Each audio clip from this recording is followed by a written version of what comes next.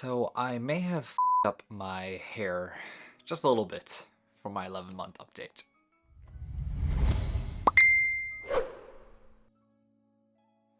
Welcome back to the channel, guys. My name is Amit, and in today's video, I'm going to be talking about my 11-month update of the hair transplant that I got from Turkey. Now, as I said, I did f*** up on something, but before we get into that, for those who are new, I got not one but two hair transplants done in Istanbul, Turkey, and I got them done at Vera Clinic. The first time I went to Vera Clinic, I got 6,100 grafts extracted from my donor area and placed onto my hairline and mid-scalp. And after 1 full year, I went back for a second time, but this time to complete my crown. I didn't get my crown done the first time because the doctors advised it wasn't the safest procedure to do that many grafts in one sitting. So the second time around, I went back and I got 4,000 grafts extracted from my donor area and placed again onto my crown. I also added a little bit more on my mid-scalp and my hairline, but majoritively was focusing on my crown. I documented my entire first journey of my hair transplant, and now I'm doing the same thing for my second. I post a lot of useful videos and tips about a hair transplant on this channel. It's especially useful for someone who is looking to get a hair transplant or someone who has even gotten one already. Definitely do consider liking this video and subscribing to the channel if you haven't already as well. And of course, if you just want to watch me grow a full head of hair. Okay, so now we've gotten all that out of the way, let's jump right into this update. Now, before I do continue into it, I just want to break down this month's update into two parts.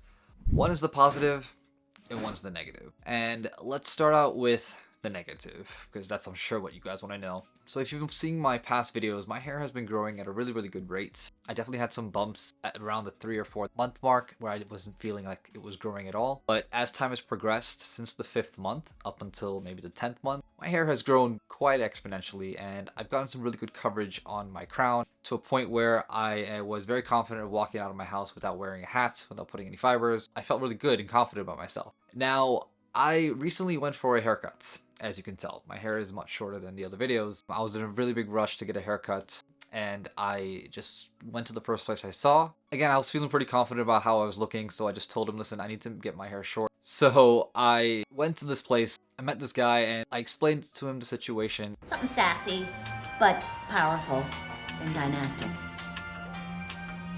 I want my hair short, but I don't want it to be too short. I still want my hair to cover the areas that is not fully dense at the back of my head, which is on my crown. He was saying yes, he understood. But as soon as he started cutting my hair, I realized that he was going too short. As you're looking at the mirror of getting a haircut, I'm sure many of you guys have noticed that you're always afraid when the barber cuts your hair and it's not a right haircut that you want. He basically did not do a great job, and he cut my hair so short that it feels like it's very bare back there. I took some videos of immediately after, and I was not feeling very confident of myself because it looked like my entire crown was being overexposed again. I was with my fiance at the time, and she told me it's not a big deal, like it's not too short, it will grow back. But someone who's had a hair transplant who's never had hair in that area before, it was very concerning because I felt really naked on my head, if that makes any sense. It felt like I took a step backwards rather than forwards in my hair transplant journey for my crown. Now, knowing that this has happened, I definitely hit my ego a little bit because I was, again, full of confidence of how my hair was looking. But also at the end of the day, it gave me a reality check to make sure I have to keep up with the right aftercare that I'm doing for my hair right now. Because as we all know, the crown does take much longer compared to how the hairline and mid-scalp grow. So that is kind of my own saving grace at this moment, that although it does look a little short, I am confident that it will keep growing back. I just don't know how thick it will be in the future, but as of now, I know for a fact that having longer hair on my head will actually help me in the future when it comes to covering my crown. That's kind of the positive spin that I'm giving it right now. The positive is that I actually know now what type of hair works for my hairstyle and would give me the best coverage overall. It was looking a little messy before. I did take some pictures beforehand, and honestly, the coverage was fantastic. I thought that it doesn't look that bad. I could really just walk out like this, and it doesn't look as if I've had any hair transplants at all. It just looks maybe I'm losing a little hair at the back, but again, coming from nothing, I think that to me was a lot. So unfortunately, my hair is really short right now on the back of my crown, but I am looking towards a positive attitude of trying to grow it back And moving forward, I think that I have to stick to the right barber this time around. It was really my own fault. I shouldn't have gone to a random new barber. I think I was a bit too confident in that aspect, but there's also a good tip for anybody else who's out there and trying to get their hair transplants and getting a haircut after that. Always make sure you go to the right barber who understands your situation very well, because as someone who had no hair and seeing somebody cut it off, it is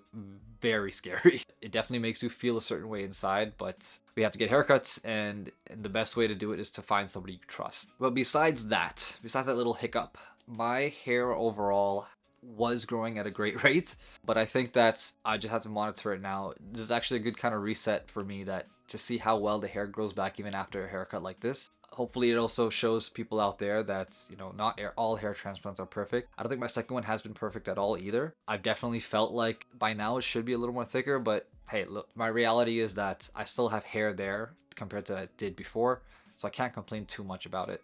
And again, I'm still looking forward to that 18th month mark, where who knows, by then it could be super thick, or it could just be a little more dense. But right now, I just have to keep monitoring and keep these monthly updates going and showing everybody else out there what the progress is like. Alright, so now for this part of the video, let's look at the 360 view of my hairline, mid-scalp, crown, and donor area. As usual, let's start out with the hairline. Overall, there are not many changes, but those 200 grafts I added on my second session have really helped make it look even thicker and fuller than before. For the sides of my donor area, even after getting a number 3 guard haircut on the sides, no scarring is apparent. For the back, my donor area looks about the same, but for the crown, after my haircut, it definitely seems a little shorter. And finally, the other side of my donor area is holding up really well despite getting a short haircut. Now we'll take a closer look at the hairline, the mid-scalp, and the crown. My hairline has always been something I am super happy with. It looks very natural and nobody would even be able to tell it's all transplanted hairs. Same goes for my mid-scalp. The extra 600 grafts I added here has made it look even fuller, and I never really have any issues with it anymore. For the crown, this was taken a week after my haircut, so my hair does seem to be growing back pretty quickly. It does appear a little fuller despite my short cut, but I'm confident it will grow even more in time and provide me with more coverage. Now we'll take a monthly progress look at the top-down view of my hair. For the first 4 months of my hair transplant, it was brutal. I had to deal with the ugly duckling stage as well as the shedding. But from the 5th to the 7th month, managing my hair was a little easier. Plus, I was starting to see some good hair growth on my crown. From the 8th to the 10th month mark, I really saw some substantial amount of growth and was feeling more confident than ever about my final results. And finally, at month 11, although I did get a short haircut, the coverage still does not seem too bad from this angle. So this is the part where I tell you about all the lovely aftercare that I've been taking. First thing I take every morning is finasteride. I, without fail, take 0.5 milligrams of finasteride every morning, accompanied by a variety of different vitamins. To name a few, I take some biotin, I take fish oil, I take collagen, I take magnesium, zinc, and even B complex. I find that taking all of these together kind of work hand in hand and end up giving the hair result that I want, especially for my first hair transplant result. It was phenomenal, so that's why I've been sticking to the same thing for the second time around as well. Next up, I use minoxidil every morning and every evening. I use a product called GRAFTS. If you've been following this channel, you know I've been using that for the longest time now, and I have been seeing great results on it. I'm applying it now more onto my scalp. Before I used to only apply it on my donor area, but again, I'm trying to get more hair growth now on the scalp, so I apply it there every morning and night. I also use a derma roller that comes with my GRAFTS kit, so I do that every other day as well onto the areas that I want hair to be grown. Next thing I use, which I think is very essential, is the right shampoo, which is called the Revita High Density Shampoo, that I use once every other day as well onto my hair. This shampoo I feel has helped me have the appearance of denser and thicker hair since the time I've been using it. And together with this, I also use the Revita High Density Conditioner. They both work hand in hand as well. They give me the good results that I'm looking for. So if you are considering looking for a good shampoo, I have a discount code on the shampoo, so definitely do check that out if you are interested in getting it. The last thing I have been taking now, again, is rosemary oil. I mentioned in one of my past videos that I stopped taking it because it was causing me some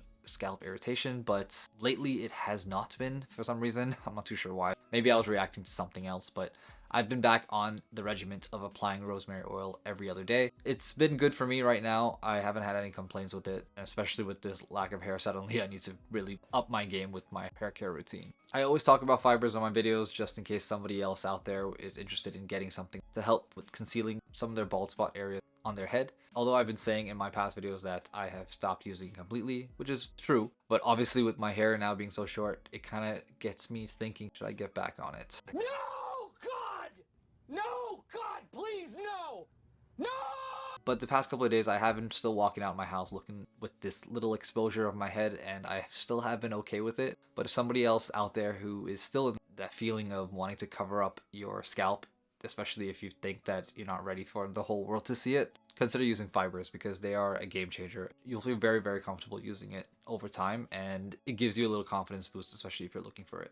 Although getting a haircut from a new barber was probably not the best idea for me, it is a learning lesson in this entire journey, because nothing is going to be perfect, nothing's going to be sweet. Although my hair is short now, it looks great from the front. I personally think so. I think the sides also are great. My donor area doesn't seem like it's let off at all after doing 2 surgeries and 10,000 grafts extracted. The crown still is a little empty, but I am going to work hard and try to make sure I do everything I can to get a little thickness back onto my hair. Someone mentioned in the comments in a past video, am I going to do a 3rd hair transplant? Should I? No, I shouldn't. No.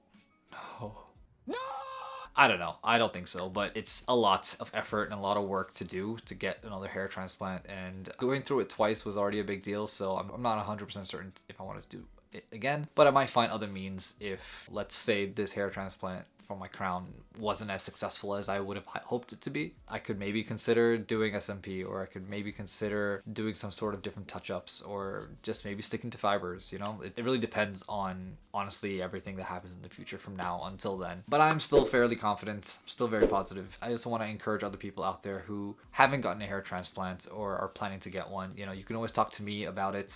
I'm as real as a person as it gets, as someone who's going through probably the exact same thing as you are. If you would like to have a conversation with me, book some time.